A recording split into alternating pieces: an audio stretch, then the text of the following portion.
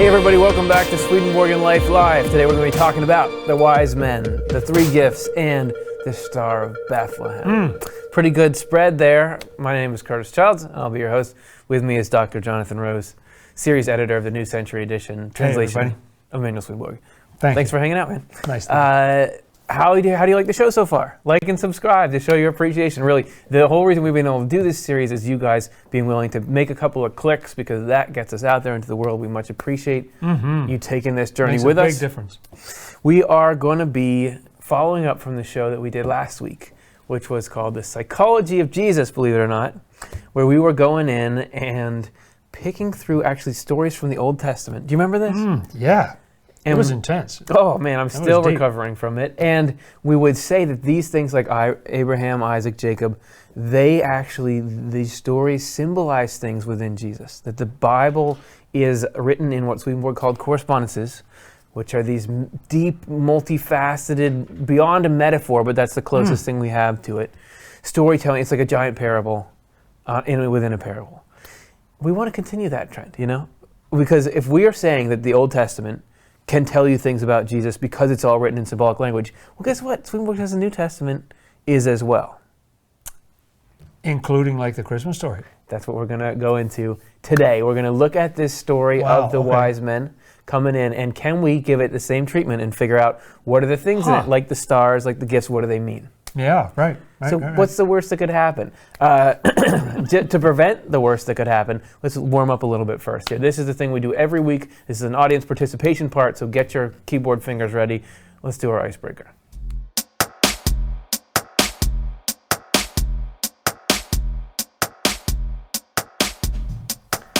If you're in the chat right now, we're going to answer a question.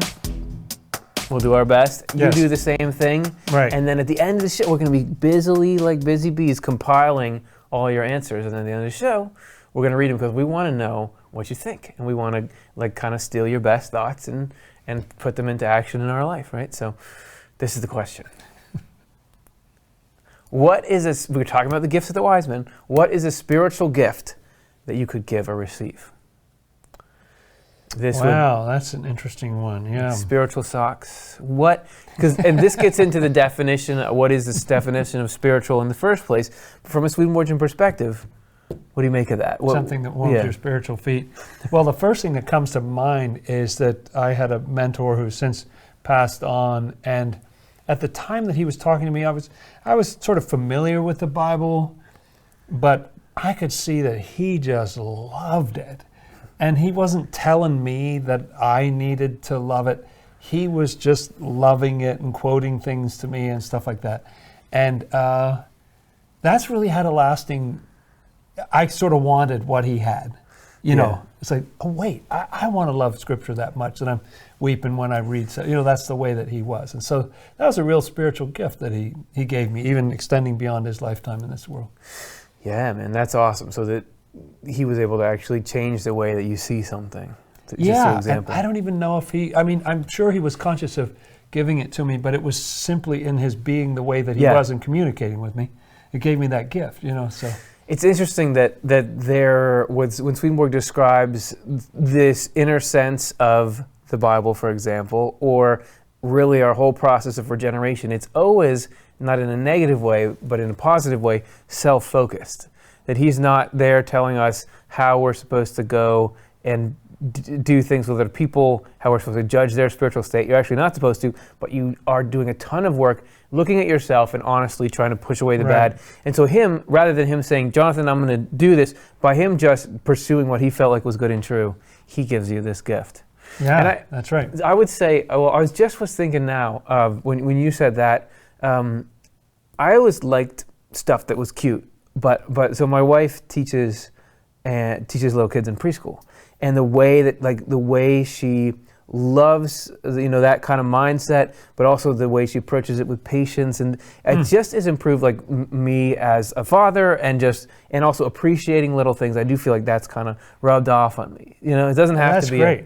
It can be anything in life, but I do find myself I picked up something good in because to Swedenborg, the spirit and the psyche are almost interchangeable. That's right. It's about changing your thoughts and feelings. Right. And, yeah, that's right. So I received that little gift, from her. Nice. What about you? That's great. And when did you guys give? It's harder for us to say when we gave, because I might think I gave this great spiritual gift. Oh, I really helped that person. Yeah, and they're like, oh my gosh, when is he going to stop doing this internet show?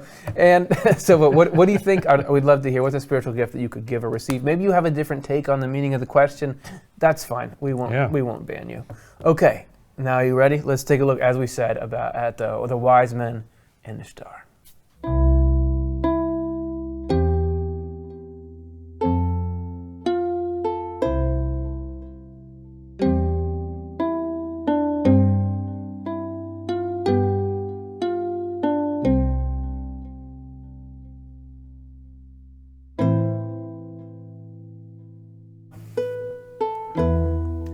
So we want to get into this. There's a familiar scene to anybody who's, seen Christmas movies, probably read this story in the New Testament. The wise men, and we weren't sure actually when we were naming this episode, do more people call them the Magi or the wise men? What are they known as? Yeah, there are different. Those are the two main names that I hear. But whatever you call them, they're these guys, right?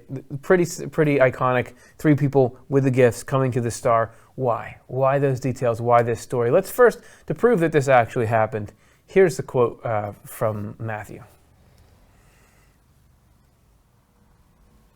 When Jesus was born in Bethlehem of Judea, sages from eastern parts came into Jerusalem saying, "Where is the one born as King of the Jews? Because we've seen his star in the east and have come to worship him."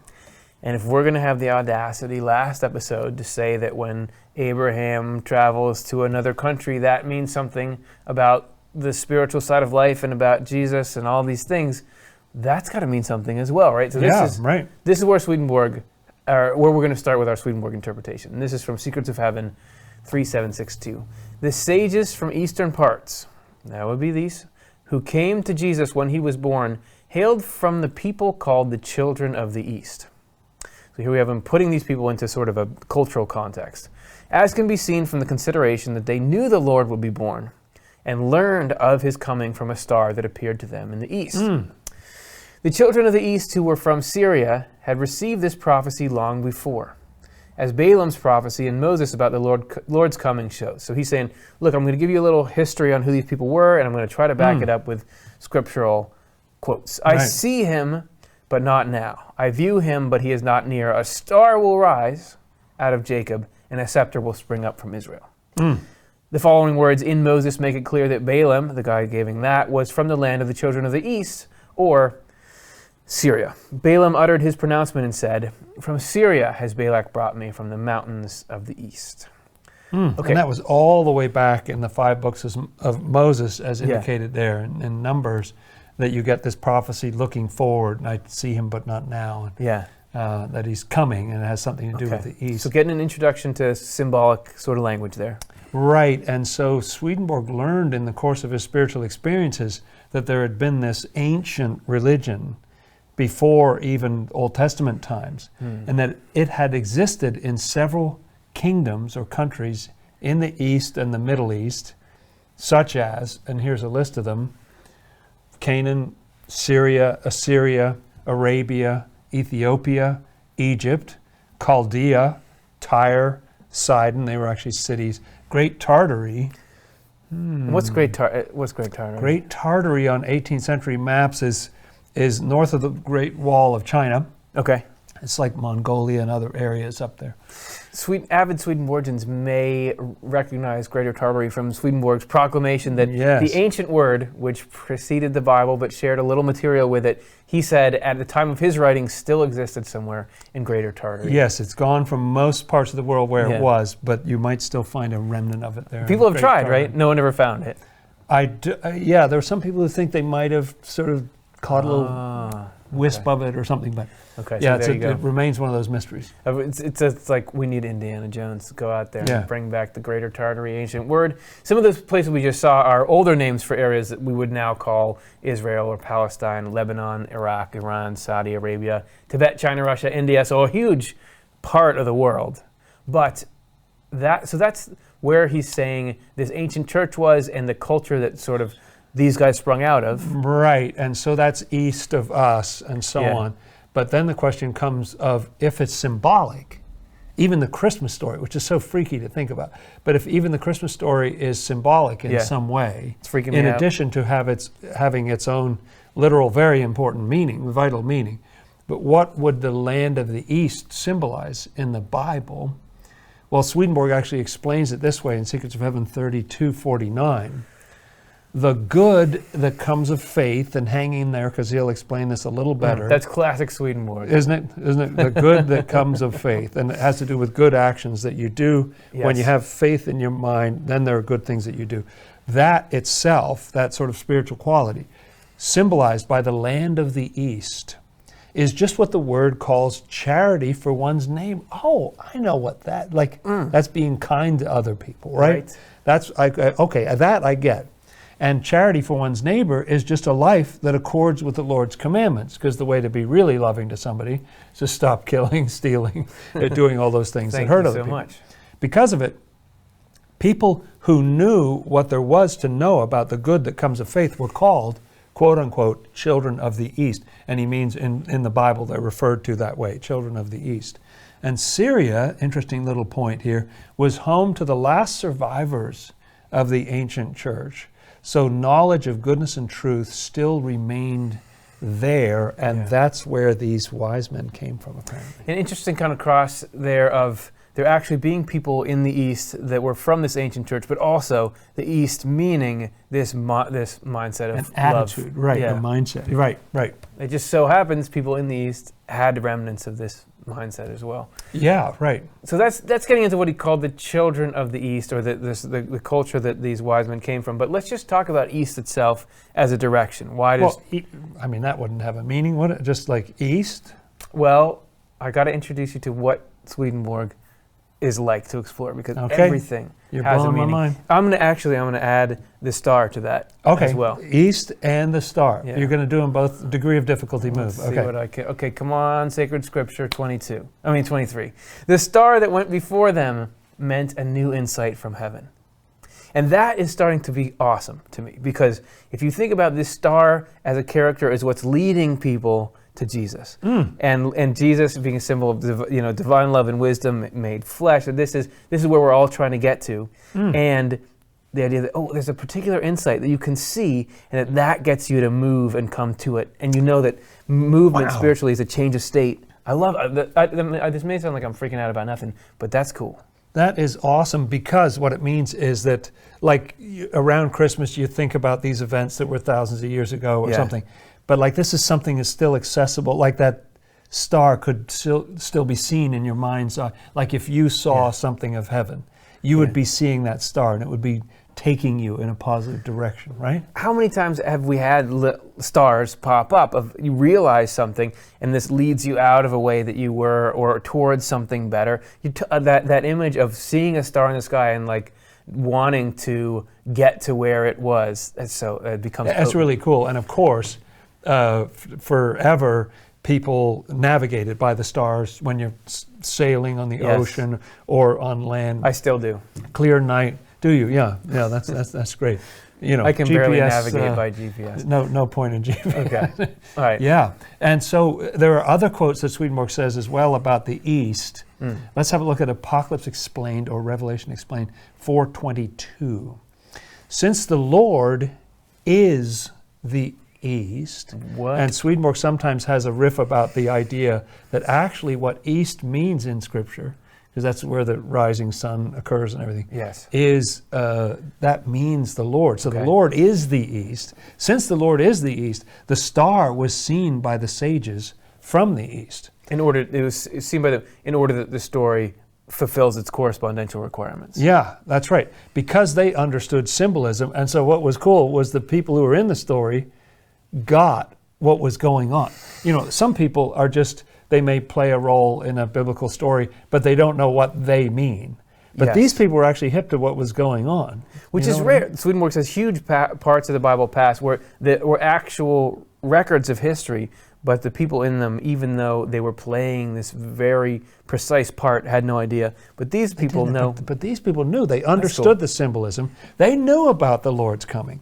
So they saw the star, and it went before them, first to Jerusalem, which represented genuine religion as it relates to doctrine and to the Word. So those are teachings and so on. So Jerusalem, first of all, they're taken to teachings. So that's where you go. You go to insights and teachings. And from there to the place where the infant Lord was, where the Lord himself, where that love is.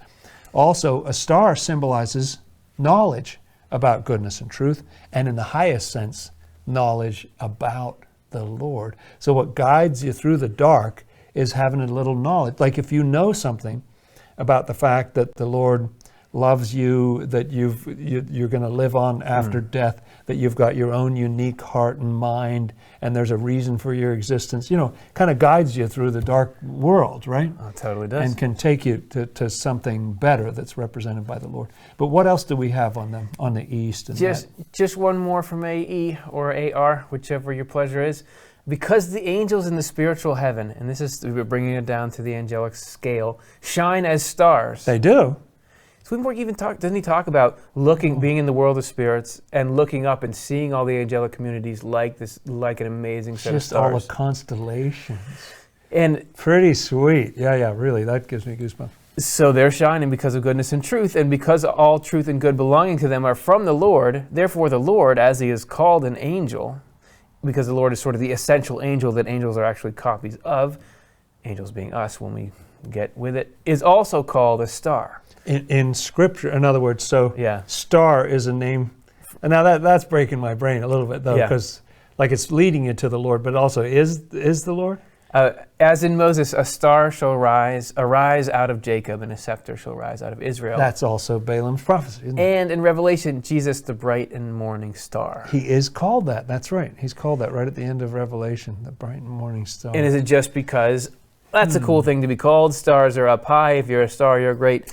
Right. There's a very specific reason why God doesn't just get called things willy-nilly. There's a reason. If you're called a star, it's because of the quality that you have. Yes, that's right. And the idea of those who have sat in darkness have seen a great light. And so the Lord is this light that's come into the world to enlighten people.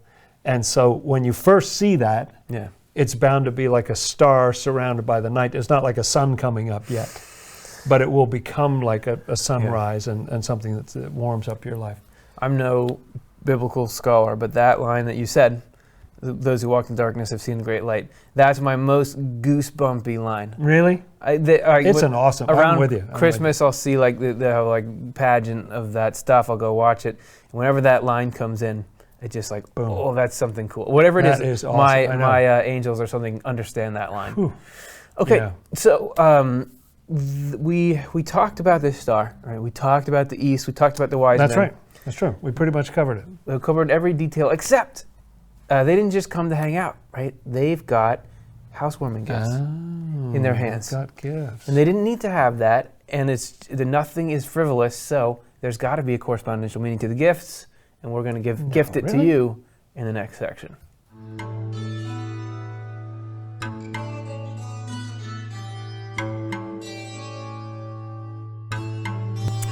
Seeing that written there, I almost feel like gold, frankincense, and myrrh are almost as famous as the wise men themselves. Like that's right. Everybody knows that there was gold. Not everybody. That there was gold, frankincense, and myrrh. In fact, the Bible never says how many people there were. There might have been 8 or 15 or something. Oh. But the fact that they only had 3 gifts makes people think there was 3 of them because it makes sense. But because, well, what did you bring? Well, I brought more frankincense. So we're going to read just to prove that this really did happen and the gifts weren't just thrown in there afterwards to make Christmas more Christian. This is or Christmassy. Yeah, right. This is more from Matthew.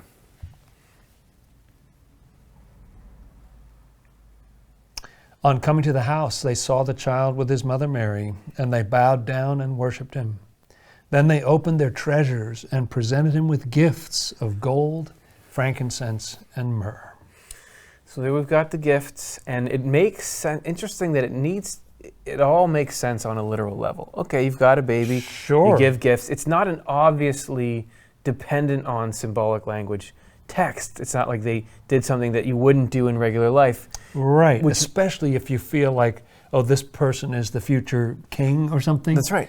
Like, yes, you would show that you, your respect. And You're cool. Here's Yeah, this. right. And but so that even may speak to this greater weaving together of the way life unfolds and in the physical world and the spiritual world. That if to tell a story that has all this spiritual value, you end up telling a story that makes sense physically, it seems like there's got to be this amazing link. And the people doing this knew what it meant. It wasn't an accident. That's what they had lying around the house. That's right. They knew. They specifically brought those three things. So let's see Swedenborg unpack this some more for us and start getting to that. Nothing is more common in the word than for gold to symbolize and represent the goodness that belongs to wisdom or to love. And Swedenborg would say that this is why we as a human race value gold as much as we do. Because Why of the best, often it's, not always, like with records you got platinum that goes even higher, but They just generally made that speaking, up. gold is the top, like the gold medal is the best medal and so on, right? In Matthew 2:11 too, gold symbolizes goodness. That's the one we just read. Frankincense and myrrh symbolize things that are pleasing to the Lord because they spring from love and faith. Probably one being love, the other being faith. I guess so, and it's like, so people would offer those qualities, like that's pleasing to the Lord because you're offering that quality, you're approaching Him from that quality. And we're going to give you a little lesson both here on what it's like to read Swedenborg and the nature of correspondences, because we have 3 quotes coming up here that all describe those same gifts with slightly different meanings. Okay. And this is both because Swedenborg seemed to be That's right. He's happy to do that. He's happy to say this means this. Oh, it means this. He's not sort of rigid. It's not like a hard and fast box. There are different ways of looking at these things that all point in the same positive direction. And he does indicate that biblical correspondences are, rather than being one-to-one matches, are almost containers for, dare I say, infinite spiritual meanings. Right. There's unbelievable depth inside there if you could see it. Yes. That's right. So here we're going to see him describing sort of different facets, I guess you could say, of each of these gifts. Okay, well, let's explore this. right. How about Sacred Scripture number 23? Gold meant what is good on the heavenly level. Frankincense, what is good on the spiritual level. And myrrh, what is good on the earthly level. And these 3 are the basis of all worship. So what I take that to mean is that there are actually, the way he describes the heavens, there are different ways. Like some people, what it says in the scriptures about worshiping the Lord with your whole heart, that kind of thing. Some people approach it more from the standpoint of the mind, like they're just dazzled by the beauty of truth and how satisfying, and how amazing everything is. And some people do it through loving actions. They're all about the action or something. And so these are 3 ways to approach the Lord. And so it's like they knew that, and they brought those gifts to say, this is the entire range of quite diverse ways of approaching and loving the Lord. That's awesome. All right, so next we got a description from Secrets of Heaven. Gold symbolized heavenly love, frankincense, spiritual love, and myrrh, both kinds of love on an earthly level. The distinction that I see here is that instead of giving 3 kinds of good or love, there's the myrrh is the heavenly and spiritual together being put to use on an earthly level. That's pretty great. And they're all so explicit here. He says goodness before that can be kind of vague to people. Yes. But he's definitely saying love here. It's love, love, and love. That's what it means. And this is one kind of love, that's another kind of love. And this is both kinds on that outside level, that it's coming both from that. Getting together there. Okay, we'll go one more. Right. Okay, this is Apocalypse Explained 491. Gold symbolizes heavenly goodness. Okay, sounds familiar. Frankincense, spiritual goodness. And myrrh, earthly goodness. And then he adds a tagline that you don't see elsewhere. Thus, the 3 kinds of goodness of the 3 heavens. So, these people seem to know about the symbolism, and the different heavens. And the heavens are those grand, there's just like myriads and myriads of angels worshiping the Lord in these different ways. And so it kind of embodied the whole thing. And so you think about just this, here's a little gold, but it's got all this power behind it. Right. Here's some frankincense, here's some myrrh. And if anyone's not familiar, Swedenborg did describe sort of a striation of heaven along these different levels. Right. But that there was an earthly level, or a natural level, a spiritual level, a celestial or heavenly level. But those distinctions are not done the way you would make a distinction on earth. Here you would put up cones or a fence or something to a barrier to separate one from the other. Yeah. And whichever one check your ID and that's right. That's right. Now, I left it at home. I promise I'm on the list. And whichever one you moved into, that's where you'd go. But spiritually, things are differentiated by what's inside. So the heavens exist in these different levels, not because there's any kind of outside fencing. It's because you believe and live and love and interact in a certain way, so you naturally congregate on here. It's like different kinds of fluid finding their level if they're different. Yeah. And right. And so it's so hard to describe. It sort of blows my mind. But if you can, if you just picture, in your experience of different people that they're different. Right. Some people are more warm-hearted, some are more cerebral, or whatever. And if you just picture, those are spiritual places, and they're already in those spiritual places. And so those places have all the people who are that way. It's not you over here, you over here. Yeah. Someone with a gun, separating everybody or something. No, it's just that's where your heart, that's where you really are. Heaven is more about reality even than this world in a way. Right. And that we are, as we've mentioned in a couple other shows, while we may think we're not really doing anything here on earth, we're just traveling a little ways, get to our job, come home, we are moving on this grand journey through the spiritual world. And we are coming to eventually find our home there. And finding our place. And that's right. Even that we talk about these different layers of heaven, but it's not like, you couldn't make it to this one, so you're at this one. That each of those layers are doing something for the totality of it. So each angel is contributing in the way that's best for them. And even you think of going up, and that the heavenly angels would be way better than the spiritual angels. But there's all this fascinating material about spiritual angels actually teaching the heavenly angels, because spiritual angels are more intellect focused. So even though the heavenly angels have this great heart wisdom, they do sometimes need fact-oriented people. So there's this cool interplay. And they appreciate it so much. That's right. Yeah. And I imagine, so the ones who are about love just say, you get in these areas of thought that just blow my mind or something. I just love that. And patient, these people who are just about action, like get up in the morning, do it. I sit here philosophizing or whatever. That's right. You're all about action. So there's a lot of mutual love that holds the whole system together. It's not a hierarchy of like domination. Right. And that everybody. I'm celestial, so I'm ahead of you in the line. I get to board the plane first. Well, and we talk about internal states dictating where you go. That what you just described, I'm better than you, is the heaviest spiritual thing that exists. So the more believing you're greater than someone else drags you down. Down you go. And in fact, you can't even get into heaven until you've jettisoned that stuff. So nobody, the highest people, the people that get to the highest level in heaven, think they're the least amazing people in the universe. They're totally humble. And they just, the Lord is great. I mean, I have nothing to write home about. But Well, and this is a discussion for an entirely different program, but there's this fascinating commentary there on Swedenborg being able to solve the problem of what seems to be the intrinsic hierarchy in the human race.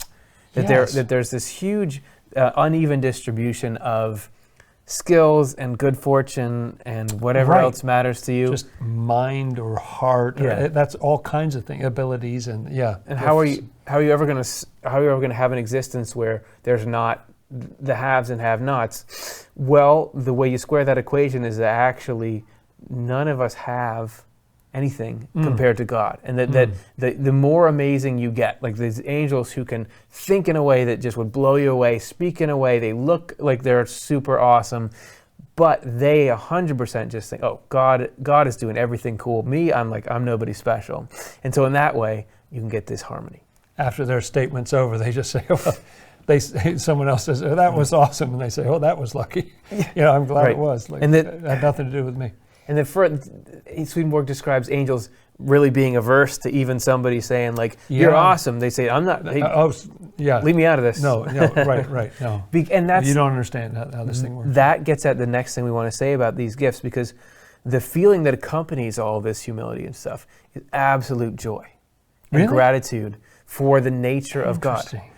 for how awesome the setup is. And we here are going to be reading about how these gifts were being brought out of joy, an expression Yeah, of because joy. I've pictured humility, like Yeah. bowing down and, Yeah. and this humility, even though these are, some people describe them as kings or they're wise people from Yeah. the East, but they have such, so I've thought of this humility, but joy is that's an interesting, that's a new one for me. Yeah. Well, let's take a look. Yeah. Let's take a look at the quote here. This is Apocalypse Explained 3:24. Many in the East still knew about the symbolism of things, Ah, there we and go. they were Yeah. therefore called children of the East. Oh, that's why they had that Yeah, label, was not because of being in the geographical Yeah. East, as we're saying, but because of what they knew. people devoted to knowing about truth and goodness are what is meant by the children of the East, mentioned in the Word. The knowledge of correspondences had remained among them, so in order to express their joy of heart, Whoa. they offered gifts that symbolized every type of goodness, from first to last. That is really, really great. This is what was foretold in Isaiah. They will come from Sheba and bring gold and frankincense and proclaim the praises of Jehovah. A couple interesting things there. The first one is that there you see love and wisdom together, because they had this amazing joy, which would be the love in it. But instead of just saying, all right, we're just going to go there and be so happy, the joy wanted to express itself through this complex, well thought out gift that we're going to give you all these things that symbolize, because we feel like that is going to do the most good for you and be the greatest expression of this joy. Yeah, you'd think you'd be like swirling your hair around in a circle, or dancing furiously or Yeah. something like that. Okay, so you But saw it's my kind of audition cool tapes. that they thought this is the most beautiful, Yeah. to express how thrilled we are about this salvation that's coming into the world, this new light, this uplifting of the human race. Okay. It's like, oh, gold, check it out. And frankincense, the way that smells is so amazing. Frankincense really is amazing. And myrrh was like stuff that you would use for soap, for cleansing. They have quite different qualities, these three substances. But somehow create this complete package. Yeah. And some of you at home may be watching and saying, there's no way you would have joy and humility around God. Does that make sense? That you wouldn't, that doesn't seem like a realistic human emotion, that you would get there about that. So what I'm imagining is, think about, let's just go from a totally egocentric perspective, or not, but like Happy to. awakened. Yeah, let's go from our default state. Let's say that it's hard for me to imagine being so excited about how awesome God is that I just completely jettison all feelings of, I just come into a primary state of gratitude. But what if somebody gave me everything that I wanted? So let's say right now that somebody came up and handed me a check for $14 million, and they said, I'm actually going to make you the coolest person in the world, and I'm going to, what else do people want? I'm going to give you, here's a villa that's in the Coral Triangle, so you can snorkel there all you want. I'm going to alter your past so that this thing didn't happen and this thing didn't. I'm giving you everything you want. You could feel like you have such an abundance that you no longer care about tit for tat with people. You do want to pass it along. So that's a terrible example because it's all these worldly things. But from what I understand, when we realize the reality of how good life is, when we see what God is going to, the states of happiness and joy and the setup that God has, the things that are coming down the pike, you really can get into a mode where no longer is your primary sense of joy you're standing in the hierarchy, but you're just so overwhelmed at how great love is that you do just want to give it out. I think it's really cool I hadn't thought about it before, that they were feeling that intense joy. And it had to be no small sacrifice to give up whatever was going on in their lives. They probably had interesting lives. Yeah. But they gave that up and traveled a long, long way, to see this. And they were feeling all that joy on the basis of ideas. You know what I mean? Like they had symbolic ideas in their minds, but they were pretty big ideas about the fact that the human race was getting into a dark state, that God himself was going to be born into this world to bring that love and truth into the world. And first it would appear as this truth like a star, and then it would grow and have this sort of human teacher, loving healer sort of presence, and that was eventually, it would take a long time, but that was eventually going to radically transform the state of our planet. It was really going to be a turning point. And so and we're alive right now. We can go, you know. So it's pretty cool. Talk about your faith in action. No wonder that's what these guys mean, right? Because they've got a set of concepts in their minds, but they're so real to them and so true that they're willing to cross the, a huge part of the known world to go bring these symbolic gifts to this little child, They don't get to see him in action when he's 30 years old or something. He's just a little child. But they totally get it, like, this is awesome. Yeah, this is very much something worth doing. This is huge, and we got to be here. We got to understand what this was. Yeah. We got to know what this moment was when the rest of the world is in darkness. They don't even know what's happening. But we're here, we see what this is.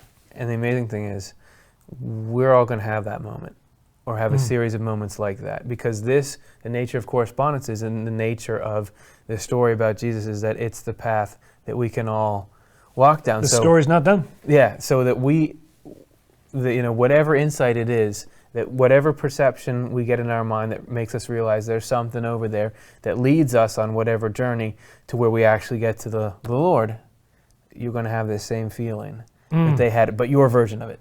Whew. When you get there, can you imagine? Really? Right. That's right. Okay, so that's the promise. Those are the correspondences. Crazy to think that you can even unpack the story about Jesus to kind of learn more about God. That's the promise of the Swedenborgian correspondence lens through which you can look at Scripture. We've done it a little bit tonight. Hopefully you enjoyed that game. Maybe you didn't, or maybe, just maybe, you have questions about it. We're going to try to answer those next.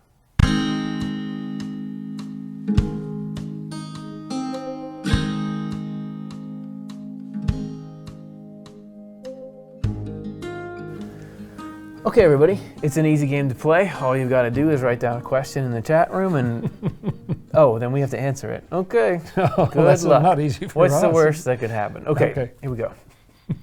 Immortal Blue asks, what makes the spiritual level of heaven better than the natural level of heaven? How intensely good is a spiritual or a second heaven? We chatted a little bit about this, but I'd love the opportunity to go a little farther into this. Yeah, right. Great I'll- question. Let me poison the well first, which is to say that there ain't no heaven better than the one you go to. For you, that's the tops. That you For anybody, and that's the highest. For me personally, Right. that if you, it's not like, man, the spiritual heaven is so great. I'm here on the natural heaven. I got to visit the spiritual heaven for a day. It was so much better than what I have here. All those luckers up there. Yes, that it's most joyful for you to be in the place where you are, and that your joy. He talks about people's, like you have a cup and it's completely full where you are. If you went to a different space, it actually can be painful. It turns to pain. Yeah. Yeah, that's right. And you can have difficulty breathing and so on. Yeah. And so when you go back down from that, just like in this world, if you went up to Altitude. such a high mountain that you can hardly breathe, you're just like, oh, you're so glad to be down by sea level, Yeah. where you can breathe more easily. So that's true. And so the trick there is to get to the point where, because Swedenborg really does say the joy in some sense is higher, but it's about your capacity to receive that. And so in terms of the spiritual, the way that Swedenborg describes the natural or earthly heaven the spirits there are not really particularly interested in learning. They're so focused on doing that there's not a whole lot of development. The way Swedenborg describes it, at least at the time that he was writing, they would have a higher angel come down like once every 1,000 years to say, keep doing this and don't go astray, Right. because they don't. And you bump into people like this in life who they don't want to think about it, they don't want to debate about it, they don't want to get into a big elaborate thing. Just tell me what to do and I'm just going to go do it. And so from that standpoint, that's being open to the level of your actions. When you get open at the level of your mind, there's all this richness that's added to that if you can stand it. Yeah. It's not for everybody, and thank heavens there's the different levels, because you need them all. You need your feet, you need your ears, the brain and the feet are very different organs, but you need, it's nice to have them all. Yeah. Even Functioning. within we were talking about these heavens like they're monolithic, but even within individual communities, he describes different niches that are there, people with different levels of love or different That's levels right. of wisdom and different kinds. So it's not, he was actually, to be able to divide it easily into these is a pretty high level insight that he had. If you got there and just started looking around, you might not realize there's all these distinctions, but he was stepping back and seeing the order underlying. And so in terms of how Yeah. intensely good it is, I think Swedenborg describes that there were spirits that were lifted up into heaven, and they got to the point of what they felt was the furthest extreme of most Yes. outrageous joy. And they were like on a rather chilly outer part of the lowest heaven. The lowest heaven. Yeah. And so if you got the capacity, it takes some transformation, and the Lord knows how to get you ready for that. But it's the joys are absolutely tremendous. I mean, they're supposed to be just ridiculously great if you can handle it. Just a couple of thoughts. And there are ways to travel all over the spiritual world that negate these sort of difficulties in acclimating to different places. Much Sure. like here, you can have Right. cabin pressure and that sort of thing. So it's not like you could never visit. But the point that I was hoping to get across is that it's not like there's a party and you're just not on the list. Right. That's It's not like that. Yeah. So you really get the party you want. And at any time, people are allowed to go up, and sometimes they get, like he describes, people who get like a 10-day pass or something, and they go up and they have a wonderful time, but by the end of it, they're really kind of ready to go back. So it's fun to go. It's just like traveling here. Fun to go, Yeah. visit or something like that. But after a while, you want to go home. He gives a metaphor at one point for it where he describes a farmer who is That's right. like used to eating a certain kind of meal and loves it, and just like this like farm to table, good fresh food, simple surroundings, like that's where I want to be. Take that person and put him at some kind of royalty dinner and where you have to eat Fancy sauces And, and like, pickled something yeah. or other that you never heard of. and first you got to take is it the outer fork or you take the inner fork first? And this is just It's like not agony. it's like you could do it, but you'd never want to do it. You Right. know, so that there's something of that in there that different people have different things that they love, Right. and the point of God is to get people into the things they love. So you're going to get to have what you love, and the joy is there. And the joy is all shared. So it's this amazing, Right. you know what I mean? It's not like you're deprived of that. That's flowing down from above, right? Everybody's sharing their joy with everybody. Yeah. So that's part of the nature of heaven, is that you're all part of this one glorious thing with many levels on it. And so nobody's sitting around, I don't think, crying about, I didn't get into this, heaven or something. Another thing about, I feel like we keep coming back to this dynamic to show that heaven is not a bunch of gated communities and some are richer. And That's a good analogy. because Swedenborg talks about these things he calls societies of friendship. And in a negative sense, these are communities they're actually not heavenly. And the thing that's wrong with them is that they all really like each other, but they consider sort of everyone who's not in their group not as good as On them. the outs, Or they yeah. don't care, but they don't think about them. They only think about themselves. And that actually has the effect of draining the joy out of passing spirits. It causes Swedenborg's harm. He has to admonish them that in heaven, there's not even groups in heaven that only care about themselves and think like, yeah, the rest of heaven is cool, but we here with this particular community, we're the best in heaven. Even that mindset is not part of heaven. I think it's more like some of these communities in heaven sound, it's a weird analogy, but they're almost more like businesses than they are like a suburb, or, like a bedroom community or something like that. Because he says they're like the organs of the body. So you just think the body really needs this substance, this hormone, this this vitamin or this whatever it is that I'm releasing into the bloodstream, and for the sake of everybody else, I'm going to do my best to try to make this really good quality, whatever it is, an acid for the stomach or Well, that is the joy of heaven. You think, what's so great about heaven? We're talking about this bliss in the spiritual heaven. Is it because the view is really amazing and that the food is good? All that stuff is there, but the joy, this indescribable joy, is that joy of loving the rest of the human race and knowing I am making people happy through doing what I'm doing. That's heaven. And our group is like the pituitary gland that produces this, and that everybody we know how much people need it and they appreciate it, and we put it out and it just fills us with joy. It's so happy to be able to supply something that the rest of the body can't do without this group doing this. That's the defining characteristic of heaven. The where you are, what it looks like, how it's organized, that's all details. That's heaven. That's right. Okay, let's take a look at the next one. Good question. Sean Smith asks, great questions. How do we regain knowledge of correspondence as the ultimate science? It's a great question, and this is something that Swedenborg does say was of huge interest to people in the spiritual or the most ancient church that we were talking about before.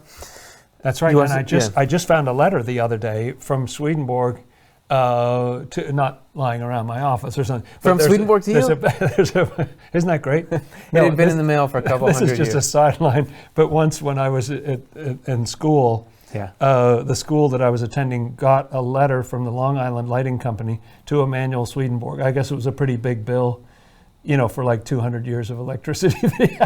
I think somebody must have signed up with the electric code. Anyway, that's neither here nor there. Nope. But okay, I need to ask you more about that later. Yes, right. In real life, no, that was real. But Swedenborg wrote a letter that got published by Alfred Acton in his book called Letters and Memorials, where Swedenborg wrote to someone who was at a university, and he said, "Hey, you at the university should study correspondences because we need to lift this thing back up." Really? And he was saying, I've given the rudiments of it, like the ABCs in Apocalypse Revealed, which was a book all about the correspondence to the Bible. And he mentioned another book, I forget which one, but he said, I've sort of, but like go nuts, go in there, get that resurrected again. You gotta be kidding me. So I was amazed. I hadn't seen that letter, but I just came across it in the past month or something.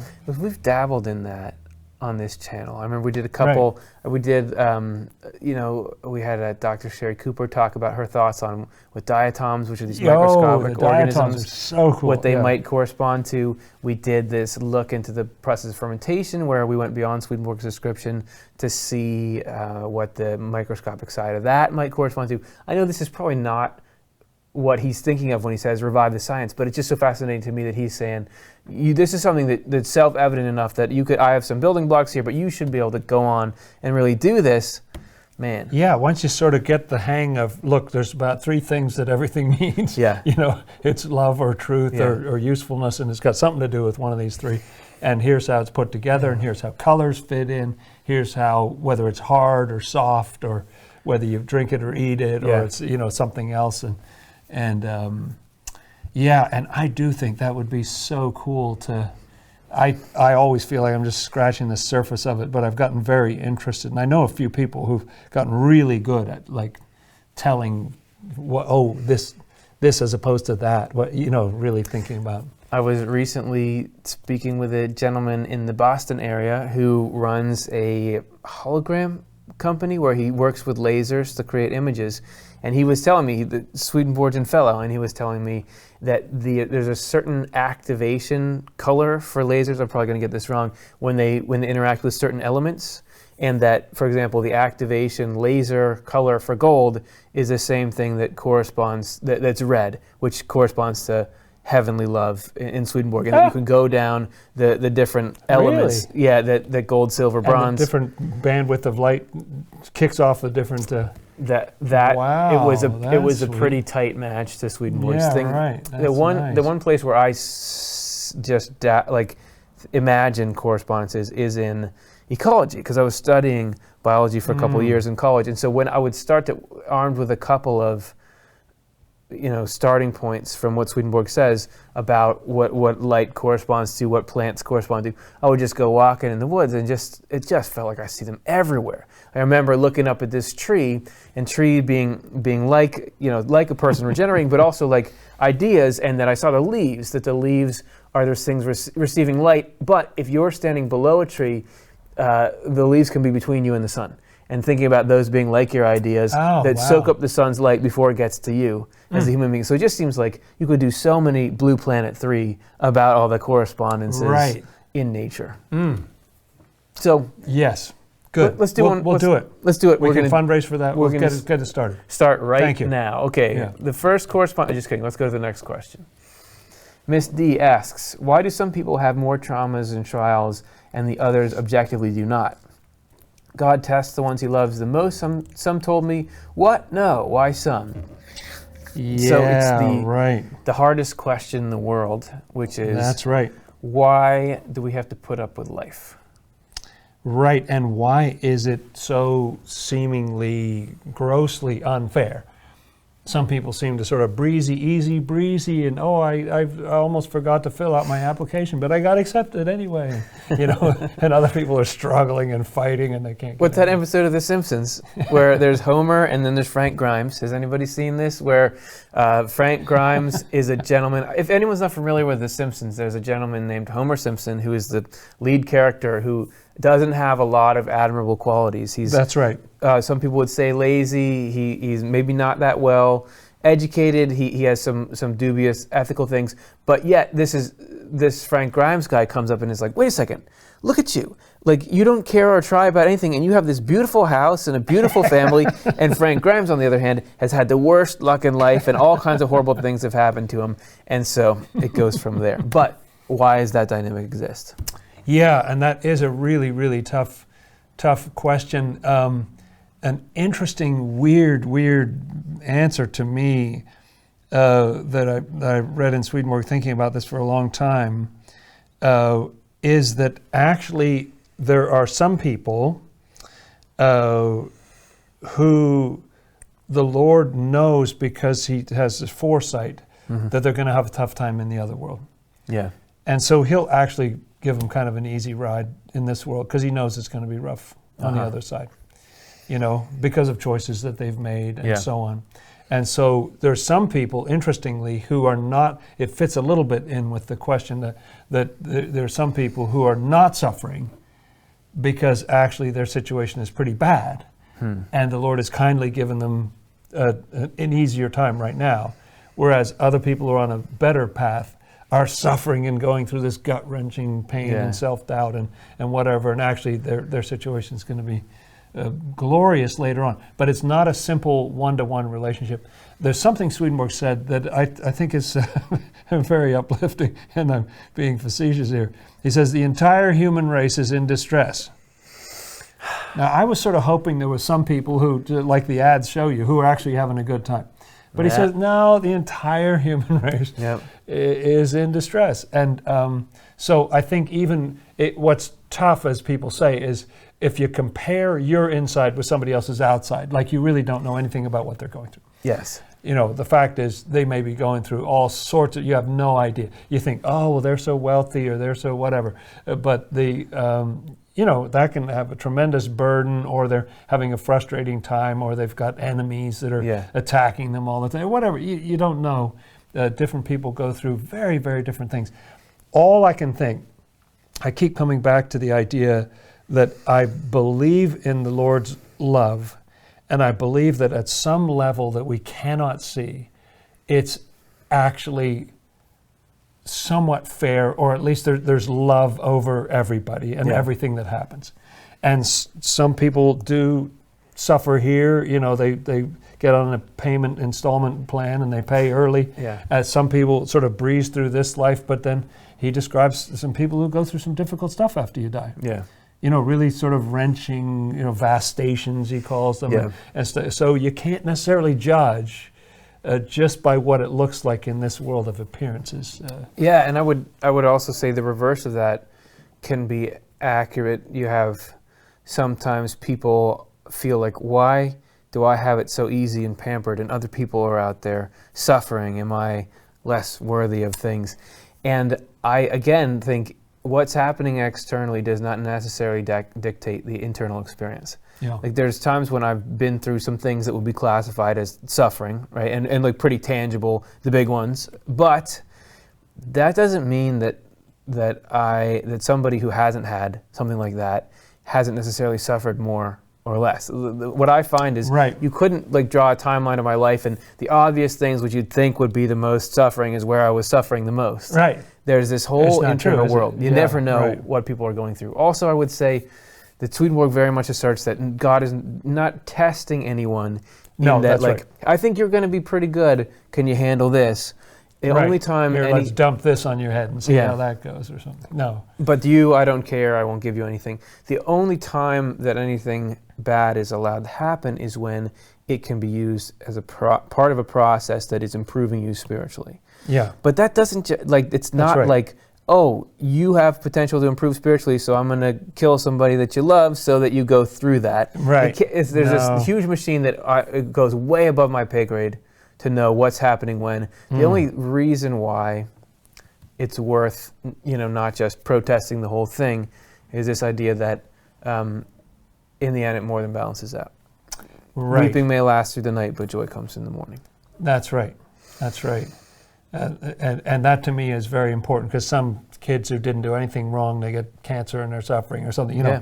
and you're just like, well, what's up with that or something? Well, but if dying, as Swedenborg describes, is a beautiful thing. They Yeah. go to another world that's full of love, and we'll all be there pretty soon, and be reunited. No, that'll be a very different perspective than the one we get from this world. But there's Yeah. no question that this is a vale of tears, as they say, Yeah. and a lot of difficult and baffling stuff happens down here where it does seem like, and that book of Job in the Bible is so great because Job is a good guy and Yeah. he just gets every bad thing Yeah. dumped on him, and wonders why. And I've even found recently I've gotten clear on that I'm here telling people, believe in this Swedenborg stuff, and I'm telling them God is good and this is what's going on. It's not because I never experience frustration or despair or anger at how things go. It's because in my suffering, no matter what, these principles make it better. So it's interesting that rather than, I don't feel like I'm trying to convince you that everything's fine, I'm trying to say No. that this is how to alleviate that suffering, even as we go Right. through it, even as we remain with questions and things. Right. This, for me, it's like when I turn to this stuff, my suffering is less. When I don't, It's a it's different more. perspective. Yeah. It's like a star on a dark night. Yeah. It does sort of guide you through. Yeah, and I think it's true, but even thinking it's true doesn't mean you're not going to be very Right. angry or sad or depressed in the meantime. That's right. Okay, we got to go to our next section here. We're going to get to a little bit of a look into nativities and kind of Oh. the setups that people put in their houses around the stuff like the wise men. Nice.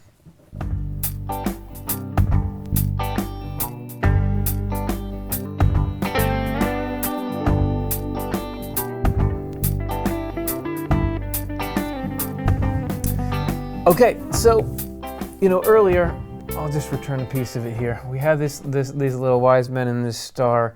That was from what you call a nativity, or I don't know what else people call them. Creche is Creche scenes, manger scenes, and manger scenes. Right. A lot of people, not everybody, but a lot of people will put these up in their houses around Christmas time. And it's interesting, here we're talking about the symbolism of things like this, and that people want to be surrounded by representations of these stories. And so we want to think about what is that, because we're tapping into correspondences around them, and why do people do it? What does it bring into their life? And we wanted to sort of two birds with one stone. We wanted to give a little thank you in here to Glencairn Museum, because they hooked us up with a lot of stuff surrounding Christmas nativities. So we had a couple of shows. This one you've seen little bits of footage of nativities. That was from them. We also did this Christmas show a while ago, Why Jesus Was Born. You see, this is Really a footage right out of one of those. Yeah, And then we did another show last year called Why Did Jesus Come to Earth as a Baby? This is the same thing, sort of their nativities from around the world. And it's interesting because Glencairn Museum, where we got this footage, they let us go in there and do it for free. This, believe it or not, even though it looks like a huge castle, was a home for a family. Yeah, that's right. At one point. And that family happened to be Swedenborgian. And if you go in there today and take a tour and stuff, there are quotes from Swedenborg, like inscribed on the beams of this castle here. Carved right in. Yeah, and there's Swedenborgian art in there now and stuff. So it's just interesting to think about. Okay, you have this scene of the wise men and the rest of the Christmas story. How do people want to bring it into their house? So we want to look at the family who lived here. How did they use these nativities to bring joy? Right, and in a way, the way the wise men, these gifts were an embodiment of their joy and their excitement. For a lot of people, as you say, those scenes, I remember from my early childhood, I was just bedazzled, but I felt something so deep from these things, and it was fun. And the family who lived in this house liked to have this kind of imagery around at Christmas time to express that same joy. So here's just a little 2.5-minute clip about that. My name is Jorlyn Glenn, and we are standing in the upper hall of Glencairn Museum in Bernathen, Pennsylvania. Glencairn was the home of the Raymond and Mildred Pitcairn family, and I'm here today to talk to you about their Christmas traditions. They loved Christmas, and they loved celebrating it with family and friends. One of the very first traditions here in Glencairn was the Christmas Sing. In 1937, the Pitcairn family welcomed the Bernathen community into their great hall for a Christmas concert. The building wasn't even complete. They weren't living here yet, but we still have that concert every year. They also hosted Christmas dinner up here in the upper hall for their entire family. They had 8 children that lived to adulthood, and those children had large families as well. So Christmas was always a big time here. They had a big table that filled the whole space with table decorations from around the world and some by local artists, where they celebrated together every Christmas dinner. Also throughout the building, they built in Christmas images in artwork. Some in stained glass, some in stone. Some was original to the building, and some is medieval that they built into the fabric of the building.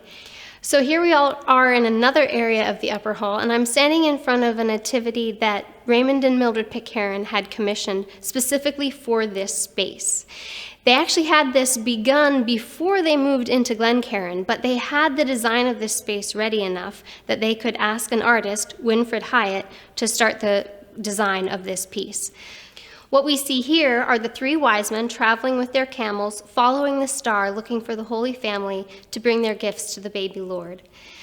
The Pitcairns loved the magic and the specialness, the sacredness that nativity scenes could bring to their Christmas season, bringing the story alive for themselves and their children. This scene actually has curtains in it, and the scene would be covered until Christmas morning, and then the curtains would be drawn back, revealing the story to the whole family.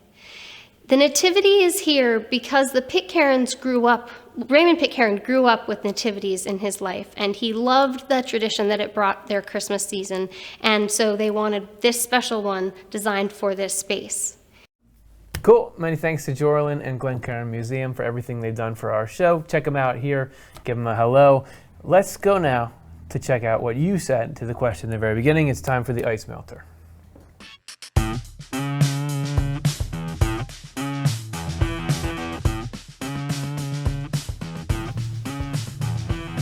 All right, what did y'all have to say? And this is a question that's open to some interpretation. What is a spiritual gift that you could give or receive? Excited to see how it all went down. This is how it begins. The best spiritual gift is truth. Yeah, discernment. Nice. The spiritual gifts that I can give is to forgive the people who have hurt me. Gift good. to you and them. You can give and receive the gift of love. That's the best. I would give the gift of healing to everyone who is sick and needs it. Kindness is a spiritual gift I can give, right? But by example and by what you do. Spiritual gift is serenity. Compassion and empathy are the spiritual gifts we acquire from love. Such great answers. The spiritual gift I try to give is the truth, whether it's be personal or a spiritual one. And that's what I'd like to receive as well, the golden rule. Yeah. Nice. To be able to understand and explain Scripture as well as Dr. Jonathan Rose. That's nice. Love, that's the best gift. Isn't prayer a kind of spiritual gift? Oh, yes, Yeah. prayer. I second that one. Okay, there we go. Nice. That's a gift. It's a gift to change your ways for the better for those who live with you. I think I'll go with John's. Okay, so we have a couple of people like jumping on each other's bandwagons great. here, which is awesome. You could give the gift of understanding what another is going through. And then we got one more, I think. Allowing others to be themselves without judging them. I will answer the gift y'all give. Curtis, you have a gentleness in your ministry. You respect others' spiritual freedom. I've benefited from that gift so much, and I try to give it. Oh, that's great. Thanks, Pass it Joy. on. Yep. That's So you got the wonderful. email I sent asking you to comment that? Just No. kidding. Just kidding. Thanks so much. To always pass along the gifts that have been given to me. They come from the divine and have liberated me from falsity. Only passed along are they fully fulfilled. Oh, that's true. That's the nature of it, isn't it? That's right. The spiritual gift of peace, which becomes a portion of who we are when we are living true to our Lord and His daily bread, and how we manifest our daily bread. Awesome answers. That's there great. You go. Just great. Heartwarming. And you getting into those answers, you start to hear everybody's journey and how they're applying things. And it's just awesome. Thank you for doing that with us. Thank you for hanging out with us this year, because this is the last Swedenborg in Life episode of 2018. Nobody told me. Oh, your contract is up. So there's 2 Mondays. You know, then there's a Christmas Eve, and then there's a New Year's Eve. That's right. We were going to not have anything on those days because we everyone's going for the holidays. That's but right. instead, we thought we would give you something brand new. Ooh. So 2019. We're looking to expand our offerings to you. We love this interaction with you. We want to do it more and more. So for the next 2 Mondays, we're going to give you a preview of our brand new show, News from Heaven, which is going to be an annotated journey through Swedenborg's writings and looking how they apply and how they fill the mind and how they affect us, and try to pass on. I'm going to be trying to pass on in that a little bit of how I read Swedenborg and how That's it's useful great. to me. Because you could open up the books, and a lot of people are like, how do you get anything out of Swedenborg? So I'm going to try to teach everything I know about that, and we're going to really go through piece by piece and kind of see what takeaway can we have here. And we've shot some of it. I'm really excited about it. So we're just going to give two Mondays to debuting that, and then in the new year, we're going to actually give you this show plus Swedenborg in Life. We'll get both. That's right. We'll have Swedenborg in right. Life at its regular time and News from Heaven at a different time during the week. So we're going to expand what we give to y'all. So That's a blessing. that's going to be super fun. That's a spiritual Hopefully you'll join us for that. And if you don't mind, please support us on Patreon, like and subscribe. I'll say it again, do that, but also support us on Patreon. That's where you can go and give a little bit each month. And in return, we give you some behind the scenes stuff. That's what makes this show, new stuff like News from Heaven, all of it possible. Yeah. It's been a great year getting to hang out with thanks, you. Curtis. Yeah, and Thanks for inviting me. We'll be back on January 7th with another Swedenborg in Life. In the meantime, please check out News from Heaven Monday, same time. Tell your friends, and I'll see you then.